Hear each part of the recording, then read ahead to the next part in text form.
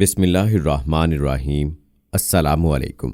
इल्म की बात देखने वालों को राव कमर रिजवान नई वीडियो में खुशामदीद कहता है। दोस्तों, मशहूर ताबई हजरत अरवाह बिन जुबैर रहमतुल्लाह अलैह मसाइब और तकालीफ पर बहुत सब्र करने वाले थे।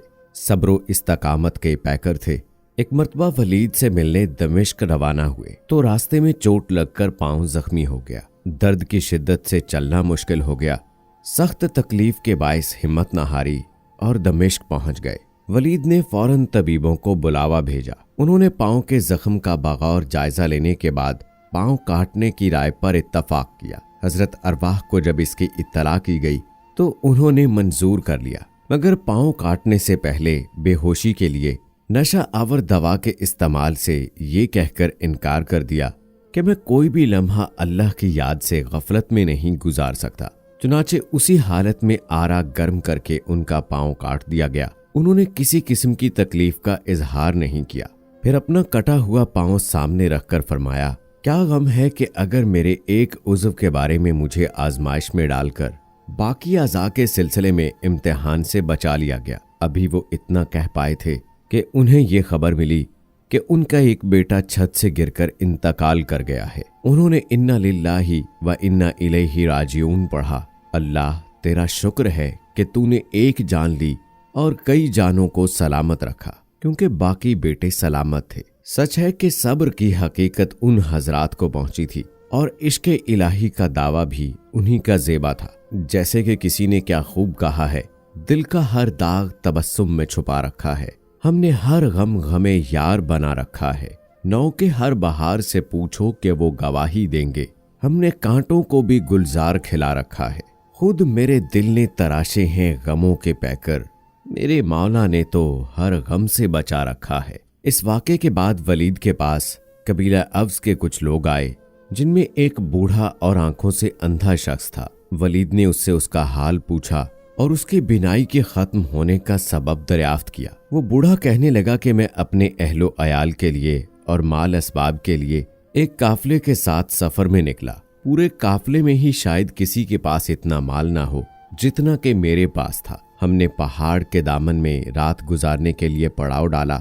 आधी रात के वक्त जब सभी लोग मीठी नींद सो रहे थे, खुदा का करना ऐसा हुआ कि अचानक सैलाब आ गया, जो कि इंसान, हैवान और मालो असबाब सब कुछ बहा कर ले गया। मेरे अहलो अयाल, बीवी बच्चे और मालो असबाब में से सिवाय एक ऊंट और मेरे छोटे बच्चे के अलावा कुछ ना बचा। मैं अभी इस नागहानी आफत से संभलने भी ना पाया था कि मेरा ऊंट भाग गया। मैं उसके पीछे गया तो अचानक एक बच्चे के चीखने चिल्लाने ने मुझे रोक लिया। उल्टे पांव बच्चे के पास आया तो क्या देखता हूँ कि मेरे मासूम लगते जिगर को एक भेड़िए ने अपने खूनी जबड़ों में दबोचा हुआ है और वो मासूम उसके खूनी जबड़ों में अपनी जान की बाजी हार चुका है। ये दिल खराश मंजर देखने के बाद मैं दोबारा फिर से उस ऊंट की जानिब भागा। जब मैं उसके करीब पहुंचा तो उसने दुलत्ती दे मारी, जिसकी वजह से मेरी बीनाई चली गई। इस तरह मैं अपने माल के साथ साथ आंखों से भी अंधा हो गया। उसकी दास्तान सुनकर वलीद की आंखें पुरनम हो गई। उसने कहा कि जाओ अरवाह बिन जुबैर से कह दो तुम्हें सब्र व शुक्र मुबारक, इसलिए कि दुनिया में ऐसे लोग भी मौजूद हैं जो तुमसे ज्यादा मुसीबतों और गमों के मारे हुए हैं। मैं दे के गमे जाना क्यों इशरते दुनिया लूं, गम जीस्त का हासिल है इस गम से मफर क्यों। दोस्तों, इस दुनिया में हर इंसान एक कहानी है। हर इंसान की एक अलग कहानी है, हर एक की अलग दास्तान है और दुनिया में कोई ऐसा इंसान मौजूद नहीं जिसने दर्द ना देखा हो, जिसको अल्लाह पाक ने चोट ना पहुंचाई हो। और जब इंसान को दिल का दर्द पहुंचता है तो कुछ लोग बिखर जाते हैं और कुछ संवर जाते हैं। और अल्लाह ताला फरमाता है कि मैं सब्र करने वालों के साथ हूँ और सब्र करने वालों के लिए आखिरत में बेहतरीन ठिकाना है। जब अल्लाह ताला फरमाता है कि मैं सब्र करने वालों के साथ हूँ, तो इससे बड़ी और क्या बात हो सकती है। यकीन कीजिए कि दुनिया में हर इंसान के पास दुख दर्द हैं। कोई इंसान ऐसा नहीं कि जिसने दुनिया में दुख और गम न देखा हो, कोई तकलीफ न देखी हो। लेकिन अल्लाह ताला फरमाते हैं कि दुनिया में तुम जितनी भी तकालीफ बर्दाश्त करोगे, दुनिया में जितनी मुसीबतें उठाओगे, दुनिया में तुमको जितनी भी तकलीफ और मसाइब का सामना करना पड़ेगा, उतना ही बेहतरीन मैं तुम्हारे लिए आखिरत में इनाम का इंतजाम करूंगा। हजूर नबी करीम सल्लल्लाहु अलैहि वसल्लम फरमाते हैं, क़यामत के रोज वो लोग जिन्होंने दुनिया में मुसीबतें और मुश्किलात झेली हैं और उन पर सब्र किया, अल्लाह पाक उनको इतना अजीम इनाम देगा कि दूसरे लोग कहेंगे कि काश दुनिया में हमारे जिस्मों को छुरियों से काटा होता, काश हमें अल्लाह ताला ने दुनिया में बहुत सारी मुसीबतें दी होती तो आज हमको भी ये इनाम दिया जाता।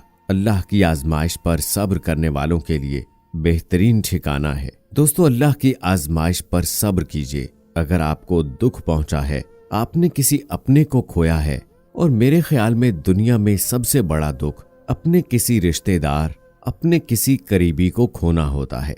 यकीनन आप में से बहुत से लोगों ने अपने किसी प्यारे को खोया होगा। अगर आपने खोया है, आपको दिल का दर्द पहुंचा है, तो सब्र कीजिए, अल्लाह की रजा पर राजी रहिए।